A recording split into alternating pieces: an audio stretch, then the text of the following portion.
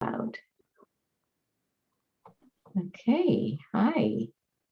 Looks like a little group today. I'm just starting this new series of living, loving, and laughing, which is all profoundly meaningful to me, even though it sounds like a cliche.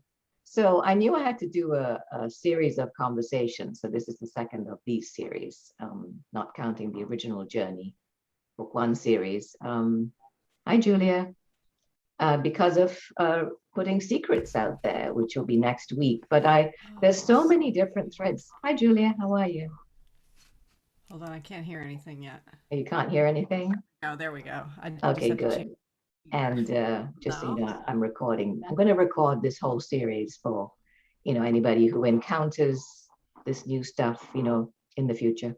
Mhm. So I was just saying that I knew I had to do a series for two reasons. One is because I really want to explore Proverbs a little more Mhm. in depth. And then, of course, Journey Secrets is going to start up next Saturday. And also because there are so many threads that I have trouble keeping it straight. I mean, my brain hurts most of the time. And so if there were any questions, I figured, we can get those answered as well. But it looks like it's just this small, intimate group this morning, which is all the four of us who know each other. So let me just say, first of all, anybody have anything they want to share and questions? I know, Judy, you have to leave in half an hour, so please stay as long as you can. What is Hi. Jenny's secret? What's what? You said something's coming out next week. Jenny's secret? Journey, yes. Journey? Journey into the Unknown, book 15, Secrets of the Unknown. Oh, okay. Secrets of the Unknown. Secrets. Yeah, they all have long titles, so I call it, Journey 1, Journey 2, Journey Messages, Journey Proverbs, Journey Secrets, and who knows what else. It's Secrets of the Unknown. But with that book, we will complete everything that is part of a journey into the unknown, which is meant to be put out into the world now. Except it's never simple, except we've been promised a second round of a shock to the system, Right. which is part of Celebrations with Jesus. Mhm. And the second round has been promised to us will be scenarios that are more challenging, and there will not be answers given as there were in the first round. Mhm. So I have no idea when that might come. It's mid-November. We still have 6 weeks to go before the end of the year. So we'll see. Lorraine is here. And so, hi, Lorraine. Hi. Hi, it's a little bit early for you guys on the West Coast, Lorraine and Judy. But I was going to do this conversation series at the sort of usual kind of time of 2 or 3 in the afternoon Eastern time. But on the morning that the newsletter was supposed to go out, I woke up it was like sitting up straight. No, 11 a.m. I'm so glad you did. Thank you. And so I got Joe to change it and everything, and I reset the Zoom thing, and and I don't know why, but that's what I've done. Well, no, it's perfect. I'm still on my cup of wake me up, but I'm here disguised. I still in my jammies. Nice to have but you. It's all great, and Yeah. I will do breakfast after the call. Good. I just want to say to you that our Judy, not Jude, has Tai Chi class in this morning, so will not join us. And Kate asked me to share the news that she will no longer be joining any Zoom groups, and for many reasons, but she did ask me to share that information with you for now. I was going to say for now, we never know. Yeah, that's it. It's for now. She's just no longer and never is sunny. Yeah, no, her guidance is right now. She's got to remove a few things off her plate, and she struggles with hearing groups. So it just makes sense right now to take a break from Zoom groups, she says, but she's with us. So, yeah. Of course. And given the different timing, I mean, because my mind wanted to figure out why I had to do it at 11, and all I could come up with was that, well, it spreads out across the globe a little further. Yeah. All the way through Eastern Europe, South Africa, Yeah. wherever, even into, a bit of Asia. So we'll see. Anyway, it could be just us. So anybody questions or before we dive into Proverbs a little bit, which is what I like to do. Anything at all, open.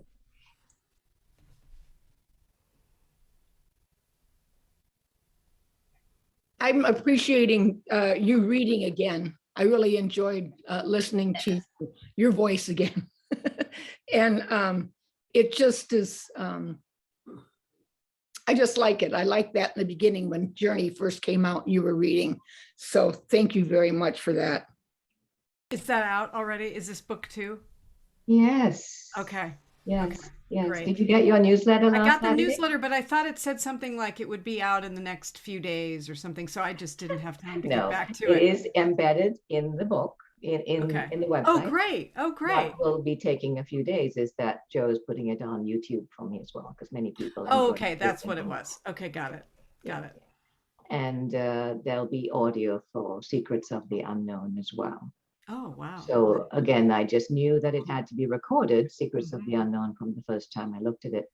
But Journey Book 2 is thanks to Lorraine, because she refocused us on Book 2. Mhm. And when I went back and looked at it, I thought, this needs to be Yeah. spoken for people. So yeah, Oh, I can't wait to. I recently did go back and read the whole book, but I'm excited to listen to the whole book again. yeah. Yeah, because it really is interesting how it summarizes everything, Mhm. in the principles, and it clarifies the terms, and it's very clear about the mission, purpose, alliance and all of that. But then it sort of also says that this is completes book 2, completes the journey into the unknown in a way, Mhm. because everything else is voices of other Right. beings on the other side, on the unseen. I shouldn't say the other side. It just feels like they're all here, bringing everything forward. And of course, Journey Proverbs is going a long way towards doing that, which is what I wanted to dig into a little bit today. So, yeah. Yeah. Yeah, I love that you're having this, that you decided to do this series, because the Proverbs have really been just so interesting and powerful, and I'm excited to be able to dig in a little more with them and just discuss them, because they really it's really expanded my mind a lot having them. Lorraine, you want to say something? I was just going to say too, I am trying to keep up with actually printing them. I always do better with hard copies and trying to organize, but I do find them quite powerful. What I do find is it's taking me more and more into the reality of the unseen being with us, that it's expanded my I could say my worldview. It's expanded what reality is, and things are right in front of us that we don't see. We don't see with the human eyes, right? We see with the eyes of the soul, the eyes of the heart, but it allows me to even see the seamlessness, the unity in a world, and I can't even imagine or fathom how the complexity or how big the world is. If we know there's channeling with ETs, we know there's the Galactic Federation, all those things that are part of that.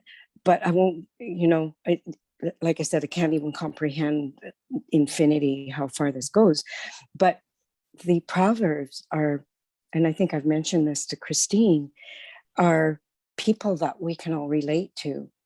And we relate to them as we understood them in their roles, in their characters of the celebrities who they were.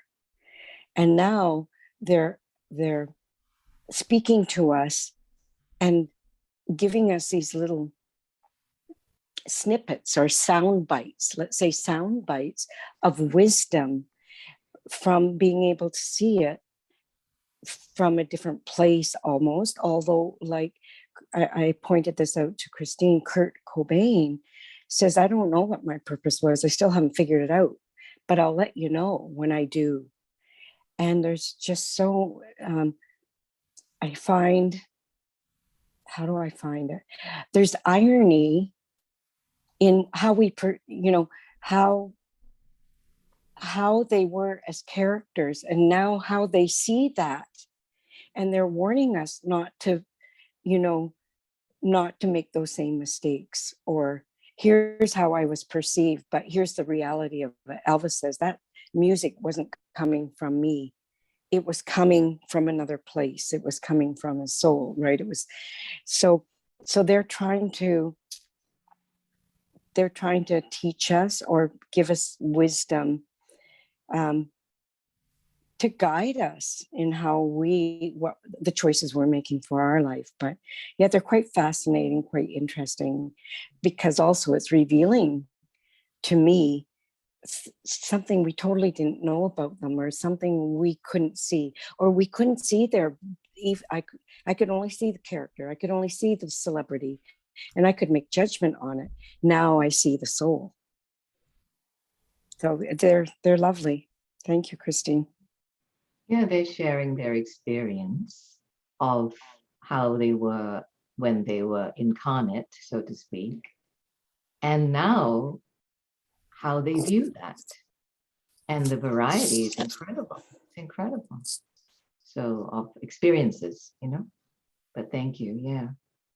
So we've kind of dived into the Proverbs. So anybody, how does it land with you? I'm interested. Judy. I looked up that canon. I forget her first name, Dolores or Dorothy. Dolores, yeah. Yeah. And but that's not part of Proverbs though, because it's not in Proverbs. Oh, I'm sorry. That's okay. But yeah, that's somebody who's now coming through in the set of messages that you guys some of you are getting from Rick. From Rick. Oh, okay. Anyway, so I just checked her out a little bit. Yeah. I'm sorry, I'm a little distracted over here. I got a neighbor that's a problem. Oh, really? But Do you want to talk about it? Yeah, they just moved in. This has always been such a very quiet place, and I do my meditations and everything. They have two dogs that bark all the time. One little yapper and one large dog that woofs so loud that when I'm on the phone with my class calls, the people on the other side of the phone can hear them. That's how loud they are.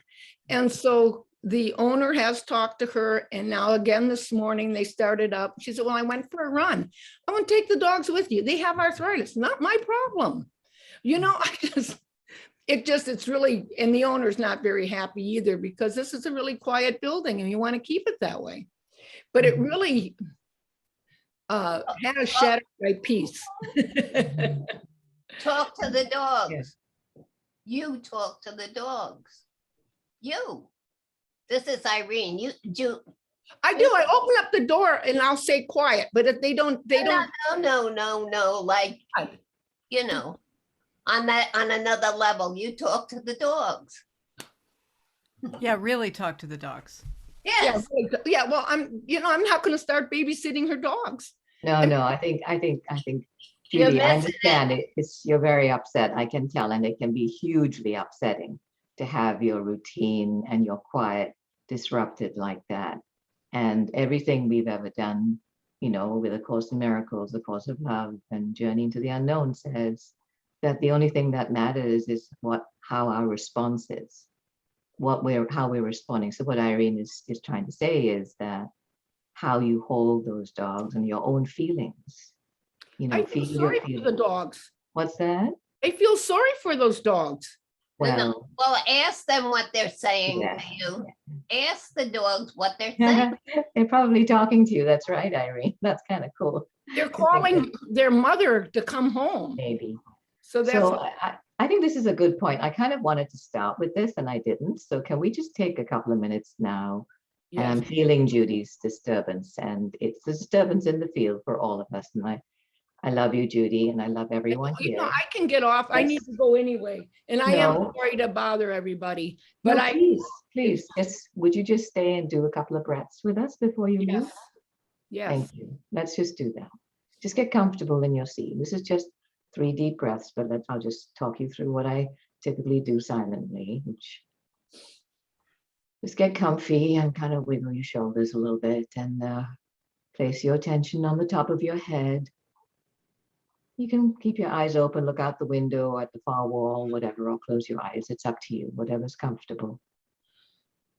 And just place your attention on top of your head and beyond, above your head. And just take a little breath and be aware of that space above your head and a constant connection to source, infinite source.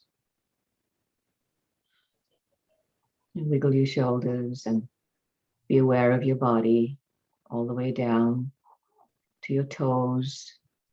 Now wiggle your toes and just feel the connection, your feet sitting on the ground, connection to the core of the earth. A strong, solid connection to earth. Because we are both source and we are form, human and divine. Now take a nice deep breath. And as you exhale, just notice your mind and all the thoughts that are whizzing around in there. I want to think of them as round little atoms, but they're more like sharp little crystals, all different colors. Some might be judged good, some might be judged bad. Just let all those flashing crystals fall, fall, fall into your heart. Let them fall down into the middle of your chest, into your heart, your welcoming heart. Take another deep breath.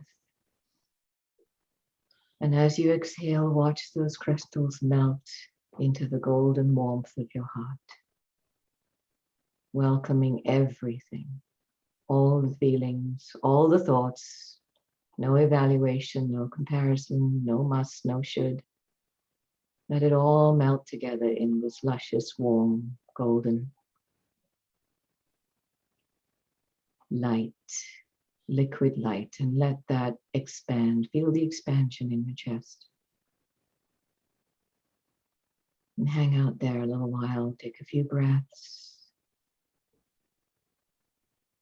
Feel that golden globe grow beyond the boundaries of your body to include all of us here and as much more as you feel able to at this point. Just feel the warmth.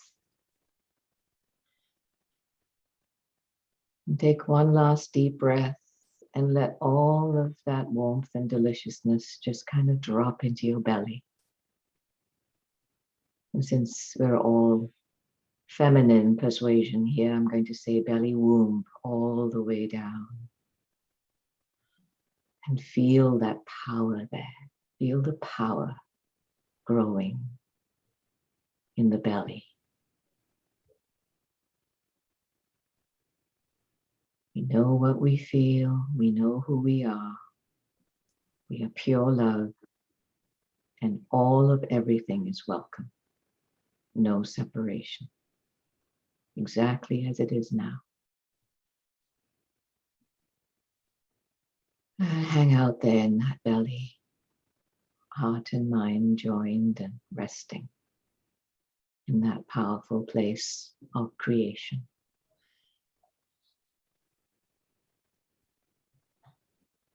And I'll add from that place, let's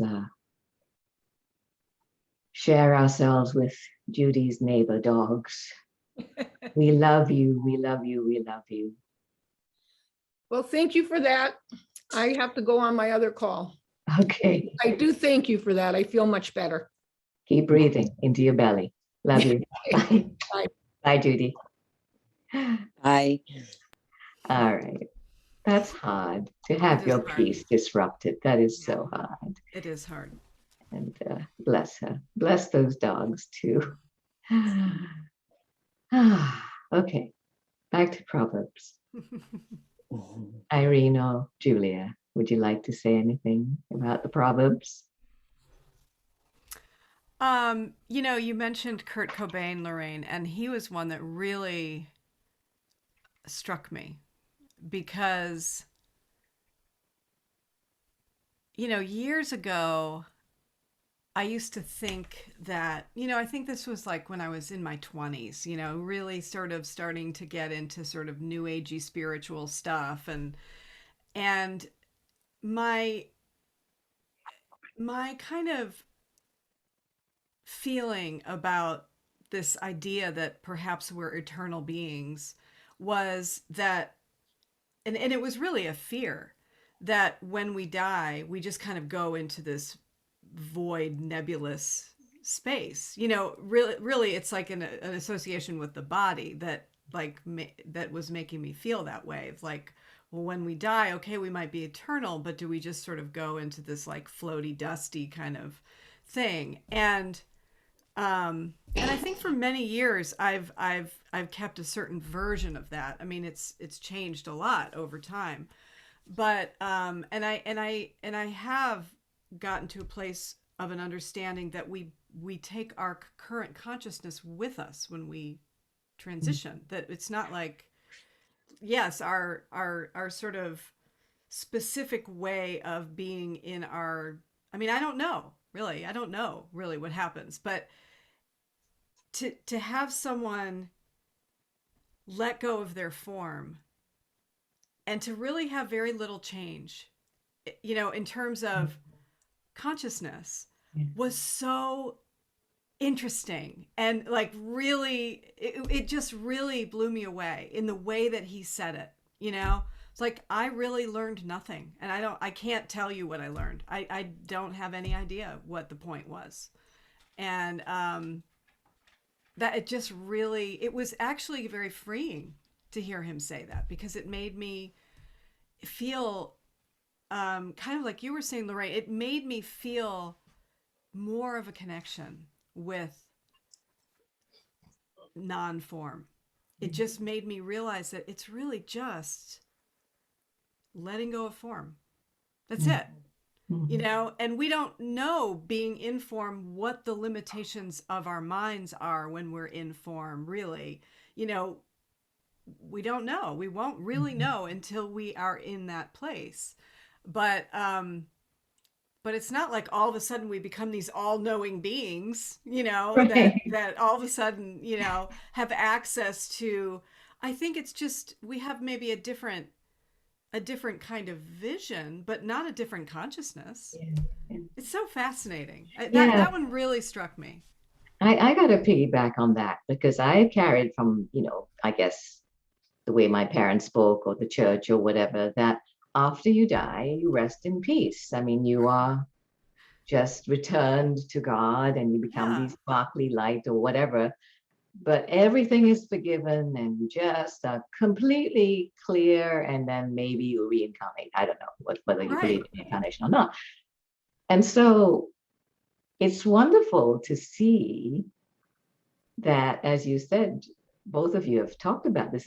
You're right. I mean, this is what's so fascinating and so real, that every choice we make molds the consciousness. And that just continues. And you can choose whether you incarnate again on this planet or you find some other way to grow, but it's all about growing, just growing and growing. And the variety. I really would like to sort of just take the last installment and go through it in terms of the variety. But I will say one thing. So I was never afraid of death because of this bliss and rest in peace. Now I'm a little bit scared. Oh, wow. Well, not scared, but more aware. So what it's made me sort of face up to is, wait a minute, every single choice I'm making now matters. I might have said this or thought this, but it's in my taxing body right now that I might as well make full use of this time Yes, because it's going to go on. It's a continuum. exactly. Mhm. It shattered for me the image of the pearly gates and the golden streets, and not that there may not be those, but Yeah. it's right. The consciousness just, we extend, we expand, and it's infinite in infinity into infinity. Yeah. And that's what I'm saying. I can't even comprehend what it is beyond that. But as you both say, it's making, it speaks to our reality, whether we're in form or formlessness. It's instructing us as what consciousness is in. That's what I hear you just saying. I have a question, Christine. I know you want to go into the last installment, but so, because this was some feedback that came to me, why is it North American? Why are all these characters North American, right? And what I felt, well, Jesus wrote A Course in Miracles in New York, A Course of Love in Minnesota, and now Journey in just outside of Boston, or no, Rick is in San Francisco. So these books I think have been written, and maybe for the North American mind, like we had to unwind that mind, because we are the epitome of going crazy, like being insane with we're the so-called power. The United States of America was the power, with the eagle even representing it, right? So I thought that Jesus maybe really had to get through to North American minds, and he's using those celebrities that are from North America to instruct us and teach us, because we can relate to that most. And maybe we've been made the craziest messes. Kurt Cobain might say that we're pretty out of control. But anyway, so I just raised that to you. There's probably a simple answer. Oh, I don't have an answer. But I can tell you what I've noticed and experienced is that, well, the background to this is I've heard, and I can't speak to it, but I've heard when you listen to the planetary evolution people, they talk about America, the United States of America, having a very important role in the evolution of the planet. The establishment of the freedom and all of this and this. So that's one thing, but I don't know very much about that. I'm aware of it, and I don't know if it's true or not, but that's certainly part of it. But I wanted to say that there are a lot of not North Americans in there. There's Gandhi, there's a bunch of Beatles, there is South African. I mean, it's not exclusively North American. So that is also a fact that if you look through it, and I'm not going to do that right now, I just remembered, of course, because I searched for pictures, and sure, I found a picture of Gandhi, and then there's John Lennon. Yeah. So and then also Jesus came through once, and I think Delilah and some biblical characters. And so Saint John. It is a variety. Yeah, John the Apostle. Yeah, came through. I wanted Moses. To say one more thing, but I've forgotten now. Might I say that? Oh, please, Irene. On that same vein, it's because we're here, because our fan club follows us. That's true. Good point, Irene. Yeah. And I'm not just saying that for me, the interesting thing is, or interesting, I guess, is pushing it. But I've always felt, that we were connected. And all my life, I've kind of spoken to the not here people. And my mother used to say, such an imagination she has. And I always thought, well, maybe it was just my imagination. However, I could speak is the wrong word. know is maybe a better word. I didn't exactly have conversations, but people have several people have spoken to me as they were leaving the planet. You know, they came and said, "I'm going now, and remember me for," and so forth. So it never occurred to me that this was just the only place there was, and then we went off into nothingness. And other than the people who dropped by weren't celebrities like, you know, we're hearing from now. They were just people I knew. Right, right. And Yeah.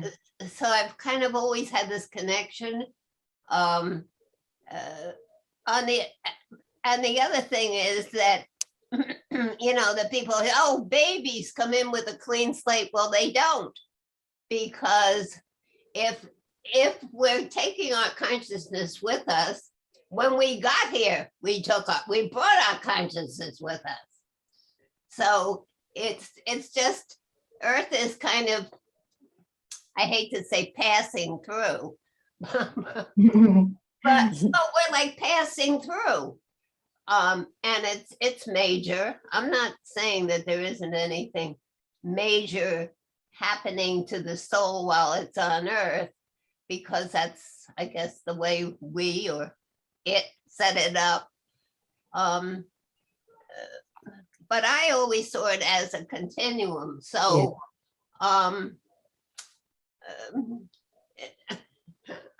I just got on poor Rick. I said, now I'm waiting for something to be told to me that I don't know. What else? What else have you got? What else? Yeah. Oh, poor Rick. Irene. Yeah, So, I said that to him. I said, right, so what else you got? well, you know what? And he said, wait. So Wait, yeah.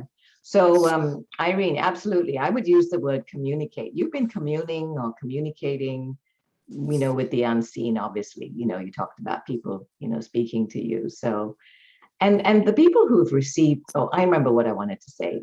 It's to do with the experience also of the receivers. And this is connected to what Irene's talking about when she said, we are the people here, and this is our sort of like a fan club. What are we drawing? Who are we drawing to us?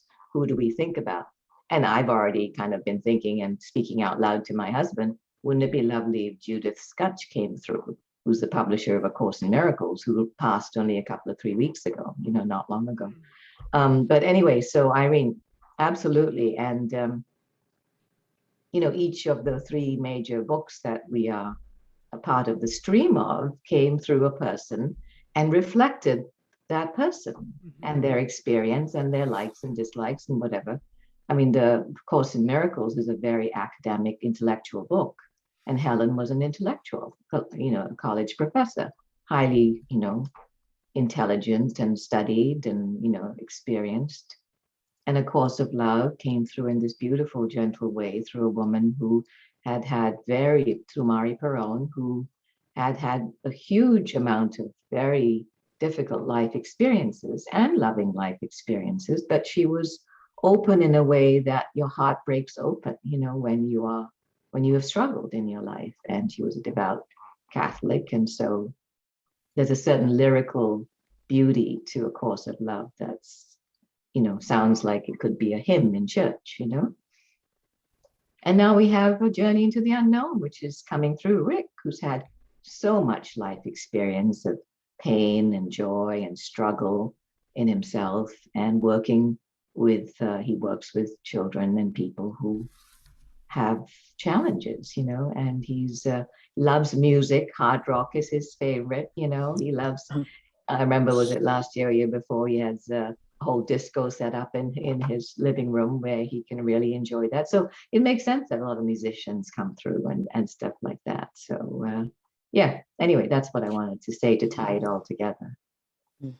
I think too, one other thing that has just occurred is they had such an influence in when they were here in form, and perhaps because they did. Now they're coming back to show us, but wait, like some of them are saying, wait, I think, was it Nancy Reagan that said, they made fun of me for believing in all of this Yes, stuff. I love that. Right? Yeah. Yeah. And which reminds me of another non-North American, which is Margaret Thatcher. Margaret Thatcher. Yeah. There's a lot of them. You got to look. Yeah. So if it's okay with you guys, let's just look at the last installment, because I thought that variety that I wanted to get to in a conversation like this seemed to be represented all in just the last installment. So I'm going to try and pull it up here. I'm just going to grab my copy, Christine. I'll be right back. Yeah, please. So I've been putting out 10 each week. So let me see. The last installment was chapter 61 to 70. So I thought this set was absolutely fascinating in the total variety, almost opposites of the continuum of the consciousness of the people that came through. Such a variety. Okay, so let's, if you don't mind me blabbing for a little while, let me just give a quick overview that we can dive in. Are you back, Lorraine? You good? Ooh, I love your pink pajamas. Are those pajamas? Oh, she can't hear me. Lorraine, can you hear me now? I can. I love your pink PJs. You were here. Okay.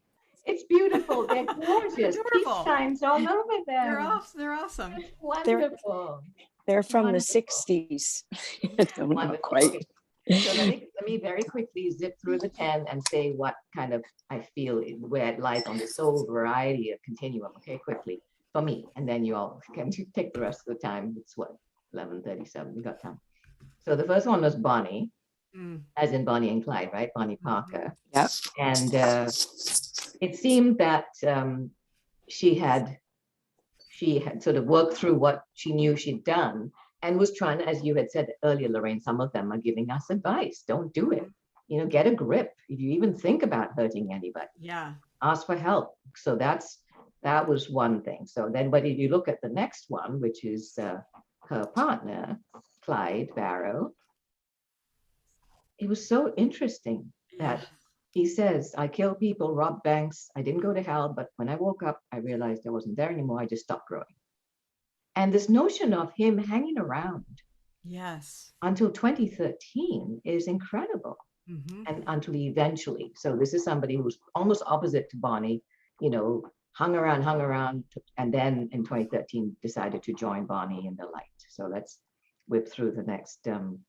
Yeah, that's amazing. Revelation to me. We'll come back to all of these you guys share, please. And then the rapper Biggie Smalls, thank you, said that he recognizes that he was meaningless what he was doing, and missed the point of life, and strives to do better next time. So that was kind of in the middle. I suspect that a lot of people would be like that. And then the next one is someone who clearly has a lot to work through, because they wouldn't even identify themselves. About sick perversion, and says that I'm cured now. So that's wonderful too. But it says to me that even beyond this body, there are senses of embarrassment or shame or whatever that, or you want to hide a little bit, you know. Then there's John Wayne, which enough said, you can read what it says. It's basically, there aren't any tough guys. Well, he wants to come back and be the opposite of the tough guy. And actually to that, my understanding from book 1 is, if you think of the world as a stage, we all plan our plays. We write our plays and invite our partners, our soul family or whatever, to play different characters. So everything that happens here, we have decided this is how it's going to play out. And then we forget it, of course, when we come. So that's a very deep thing that I've spent a lot of time kind of thinking about. Oh, and Betty Davis, I think, talks about embarrassment, actually, that she hasn't accepted herself as Betty, that it was perfect as it was. And that is very profound to me, because that's the thing about facing acceptance of self all the time, every moment. And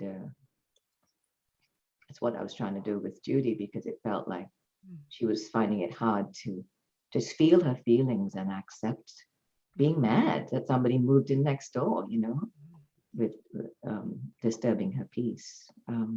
Now, Sandra Day O'Connor was very interesting because I immediately remembered that Ruth Bader Ginsburg came through earlier, and they were saying similar things. It just, we know the justice system doesn't work, but to hear these two people say that was like, whoa.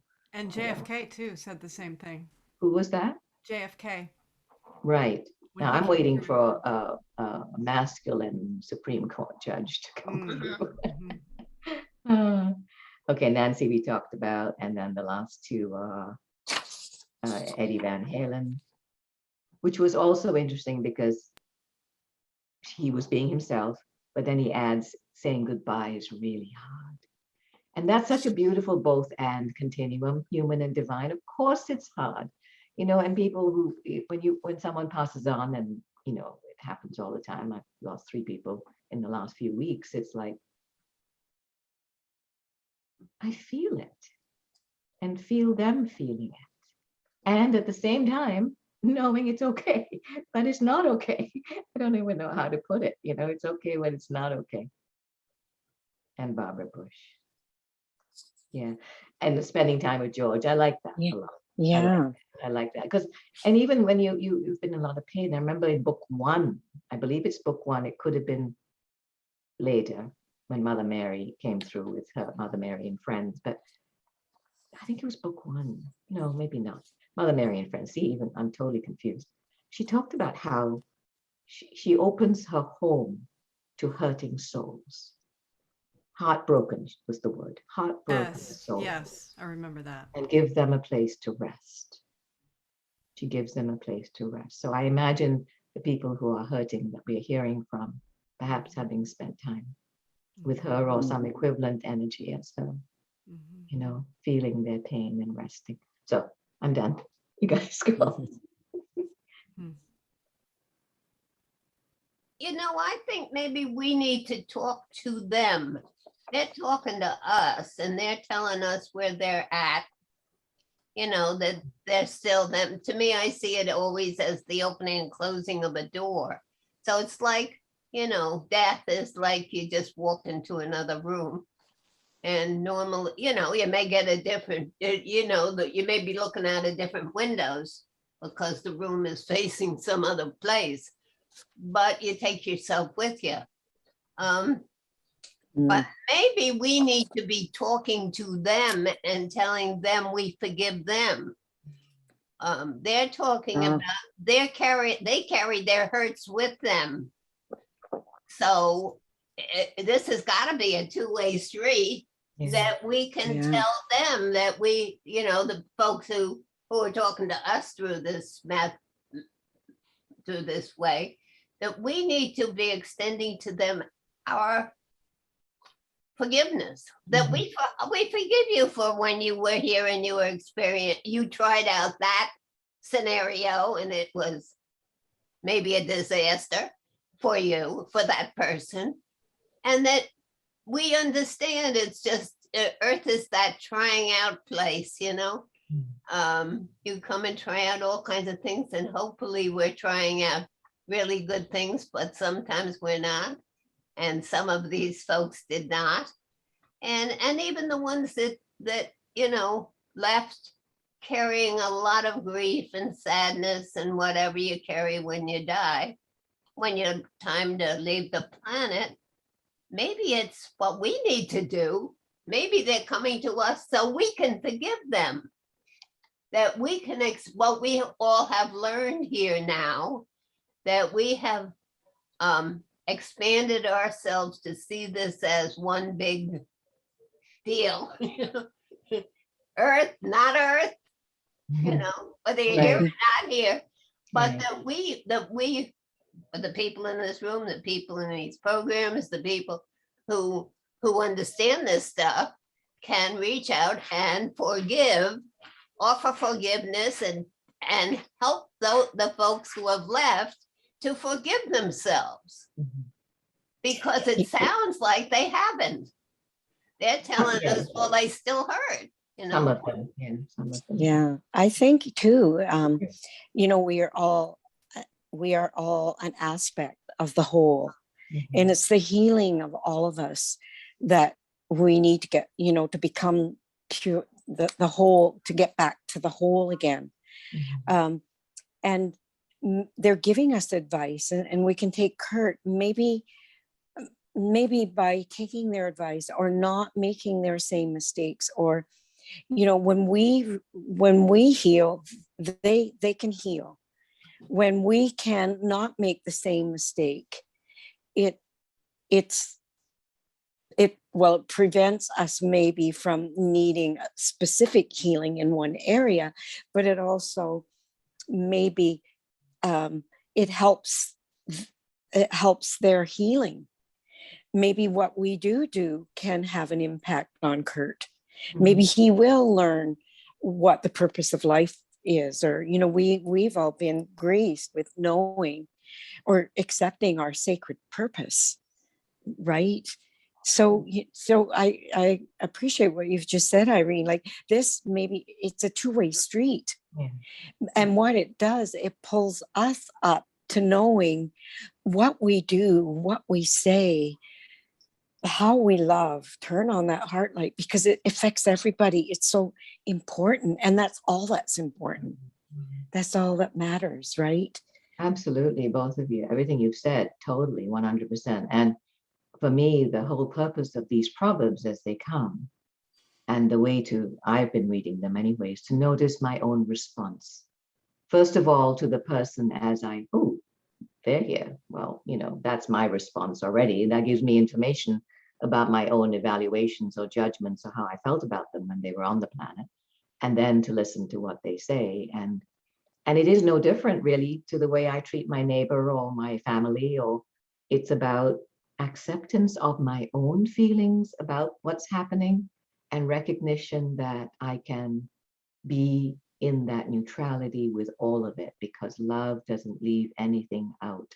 There is no bad and good. And even as I say that, I know I still struggle with things like killing people and so on. It is still all an expression of love, call for love. It's within the whole. Nothing is left out.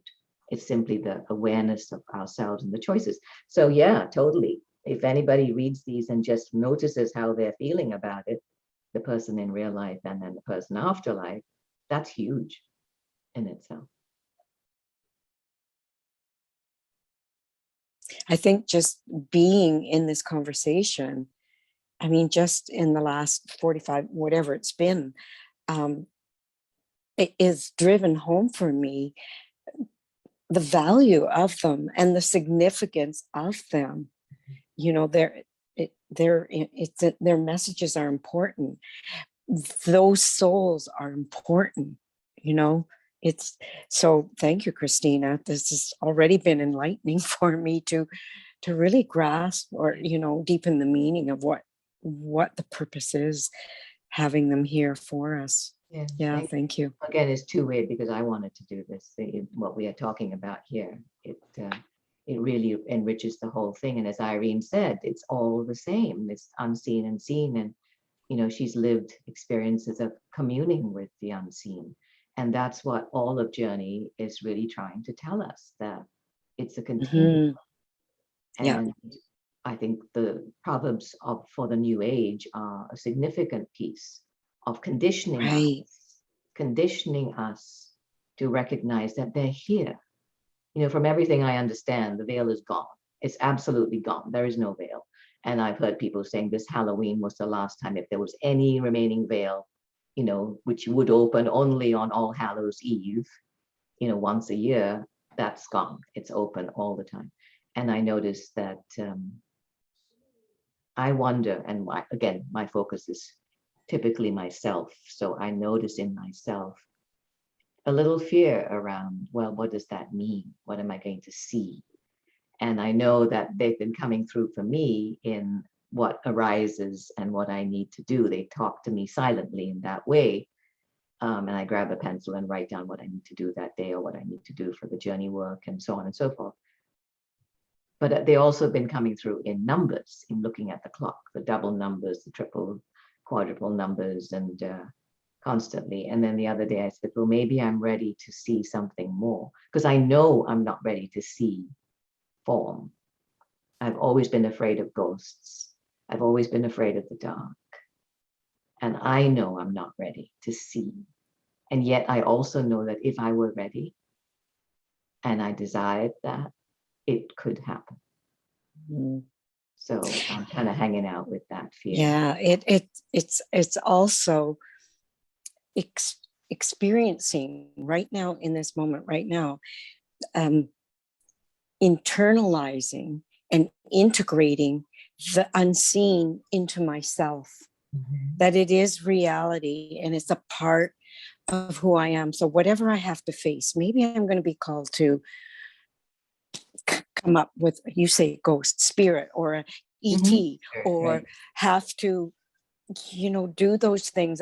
We as Catholics were so indoctrinated that, if it wasn't within the creed, anything that you were doing that was spiritual, that was outside of what we said it was okay, was occult, was dark, was blasphemy, witchcraft, all the rest of it. All that. Yeah. So we but carry we know that. It's not, right? But we know it's we not. know right? It's not. But like you say. But I think I got to examine that fear of the dark. You're right. I mean, I think I grew up with a lot of, it was a culture that was highly superstitious. Not so much my own family, although they kind of were, but in Malaysia and Singapore, there's a lot of superstition around all kinds of things. But what I did ask though was for more signs from nature, and I got a lot. Immediately there was a coyote walking down the fence, a huge one, things like that. But wouldn't it be amazing if we could just hang out at breakfast time and a couple of people we want to talk to us we can kind of see them sitting there with us, I'm going. Okay. There's actually a show that just started on, I don't know what channel it is, maybe Netflix, I don't know, something, but it's called Ghosts.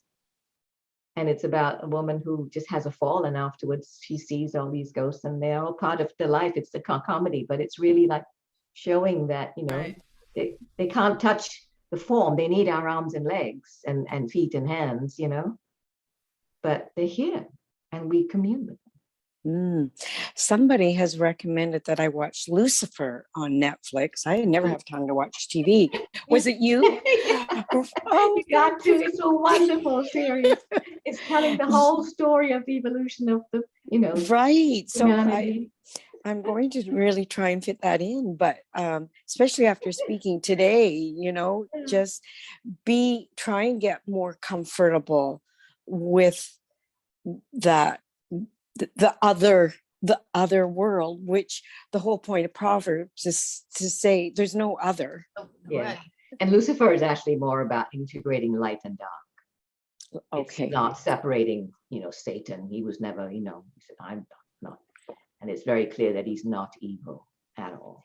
Oh, but he talked to us in one of the messages somewhere. He came and he said, Lucifer you guys did come through. He said he was so maligned and misrepresented. Oh, Julia, I'm sorry. I just want to piggyback on what Irene said, because I've really been sitting with it. I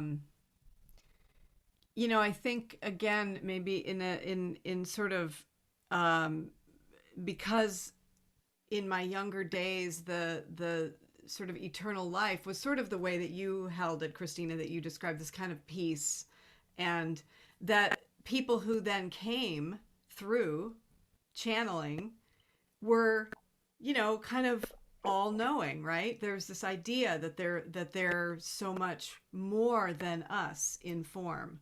There's a real denigration of form in a lot of spiritual teachings. And it's so interesting, not only to be getting these messages that where clearly it's showing how consciousness just sort of stays where it's just a shedding of form. But yeah, it does make me feel this sense of, I love the idea of not just thinking about this as this message that came through this little bit of wisdom, but that I could then respond, like literally respond, not just how was my response to the message, but to feel this relationship with this person and this being, and to feel, because a lot of them, they stay with me. And so I am sort of in relationship with them, but I'm not like consciously then thinking about responding, or it's just really, it's opened up a whole new Yeah. But isn't thought that for me. perfect though? Because we don't want to consciously think about responding to them, but we are. The field is Yes, flowing through us. absolutely. I'm So constantly yeah, responding to them. you are. You are. Yeah. That's So why I kind of bringing use those that word. things together Right. is really kind of exciting and Yeah. interesting. But Julia, you also likewise with Irene told Jude to talk to the dogs. Oh yeah, Talk no, to I the communicate dogs. with animals. I mean, I don't have any, Right. No, but it's sort of, again, it's this sort of like, oh, this message is so nice that came through, but still sort of thinking of them as over there somewhere. Do you know what I'm saying? yeah, that's what I It's meant. still There's this no sort of over. message from beyond, and Yeah. so it's really great. I mean, what I love about these proverbs is that little by little, I feel like they're so powerful, because one message could be this little thing, one, couple of sentences, and it can just blow open Open up. beliefs or assumptions I had in one little proverb. Just boom, just this mind expanding kind of thing. And they're so kind of simple, but they're not. And then the cumulative effect of all of them and the diversity is just like absolutely putting all these holes in assumptions and beliefs, and some I didn't even know I had, until I recognized that, wow, I didn't even know that I mean, it's really wonderful. Yeah. And what's come up for us, for Christine and I, are, even a little bit of fear, maybe not necessarily with these messages, but that part of the unknown that we might bump up. And maybe they're prepared, they're getting us ready for more.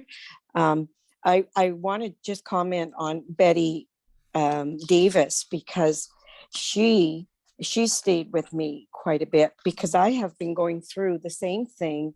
She was embarrassed. She didn't like, I got to find her right here. We try not to feel embarrassed here, but I do struggle with that as I look back at my own behavior there. I haven't completely accepted that my manifestation as Bet was perfect and was what it needed to be. I'm still learning to accept it all, the good and the bad. So I'm not feeling embarrassment, but I have to come to terms with life isn't perfect, that there's the messiness. I have been going through this for the last while now, that it's okay, Lorraine, life is messy, and you don't need to tidy. You're not the one that has to, it's like fixing, you can't fix others. But I always thought we had to bring everything, to a point of perfection if everything was love, right? And so you can see I had a narrow definition of love. Everything was perfect in it, so I had to be perfect. Everything had to be perfect to meet that standard I'd made of it. But as Christine, as we've all learned through these journeys, love sometimes is tough. Love is messy. I don't know if you've heard about the weather conditions here in southern BC. You may have had them in your Pacific Northwest too, but we've had landslides. We've got low road closures. We actually are hemmed in right now, but it's a mess out there. I don't know how it's going to get cleaned up, but I can live with it. I'm not afraid. It's okay. It can be messy, right? And we're in that breaking down, kind of still breaking down, think of the metamorphosis and the breaking down of the caterpillar. It's chaos. It's just all breaking down, and that's happening for each of us at our own pace, in our own way. The sort of dissolving of everything that's in the way, of everything that's separating us from love being all of everything. And it is hard. And it's not just you, Lorraine. I mean, that's exactly how I've been. It's because we've been trained that way. The whole world operates that way. And the church operates that way, because that's how, in the, controlling people, because this is the rules. And if you don't follow the rules, you're going to go to hell, There are no rules. That's the scary thing.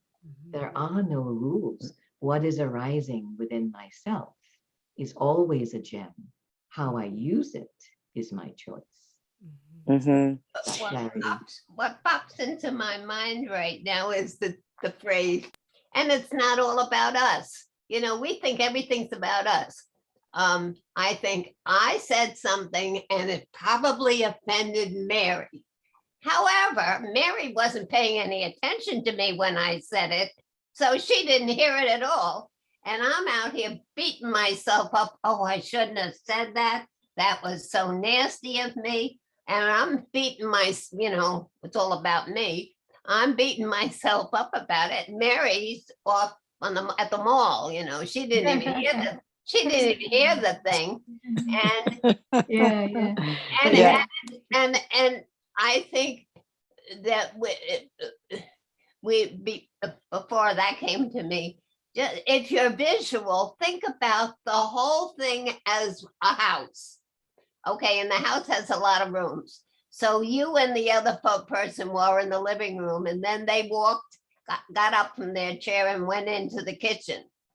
And so you're yelling across the rooms to them, maybe. And the only difference is they're just in a different room. They're the same person they were in the living room, except they're looking out a different set of windows, because the kitchen is facing the opposite direction from the living room.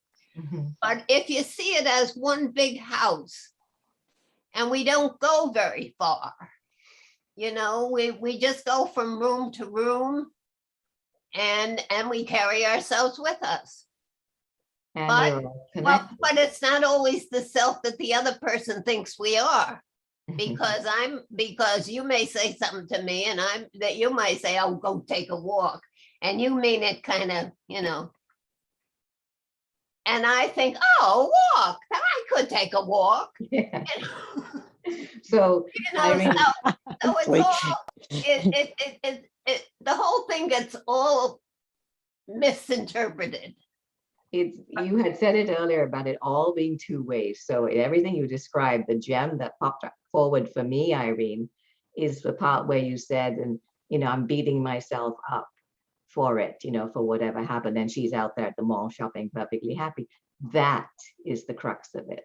That, to me, Irene, is the gem, because for me, the life's journey has been to self-love. So in the sense, you're right, it's not about me, but it is about me, because ultimately all I have struggled to do is to have compassion and love for myself, and everyone else around me has helped me see that, and me doing it more has helped me have more love and compassion for everybody else. So it's like both and, it's one of those paradoxes. Mhm. So thank you for that, Irene. And I meant the all about me is the me that's beating myself up. Yeah, the ego me. I that's the me rarely that see needs the love. I'm rarely seeing the good of me. I'm mostly when I'm saying it's all about me, it's all about how, oh, I'm a bad person. I shouldn't have said that. I should have known better. I should underline the should. It's when I'm talking about, because the me I don't see is the loving me. Mhm. And And they're That- both wanting to blend together, merge into one, loving all of it. When I scream and yell and when I'm being loving, it's all part of the love. So I'm just looking at the time, it's 12:04 and I want to wrap up. So are there any final things you want to say? Because I have something I want to just close with. I'm trying to keep it to about an hour so that we Yeah, can put it no, on that's good. YouTube and it's kind of consumable by people later on. So this is for all of us, but it's also for everyone. I have no idea, honestly, guys. I mean, I'm doing this and I have no clue where it's going, how it's being received, but I know that I have to put it out and it's going to be there. Maybe it's going to be important for the next 10 years. Who knows? Maybe less. I have no idea. So the thing I wanted to close with, Irene, are you good? yes, I just wanted to go back, thank you, to the homepage for Proverbs, if I can find it here quickly. And if any of you have a moment to go listen to the song again, I love this song. I'd quoted it, and I also put, if you click on the name of the song, this is the homepage of Journey Proverbs. It's called Song of the Stars. And I'm feeling, I kind of want to sing it, but I'm not a good singer. But I'm going to do it anyway. I just have about 6 of the lines there. We are the stars who sing. We sing with our light. We are the birds of fire. We fly over the sky. Our light is a voice. We make a road for the spirits to pass over. And it goes on from there. Oh, And that it's was like the Rainbow beautiful. Road, you know, that we are the bridge. Bridge. We are the bridge to each other, to ourselves, to all of everything. And I'll leave it at that. Mm. And look forward to the next gathering next Tuesday. Okay. Thank you for the song, Christina. That was perfect. I love Thank you it. all for coming. I love you all. Yes. Bye, everyone. Bye. Okay.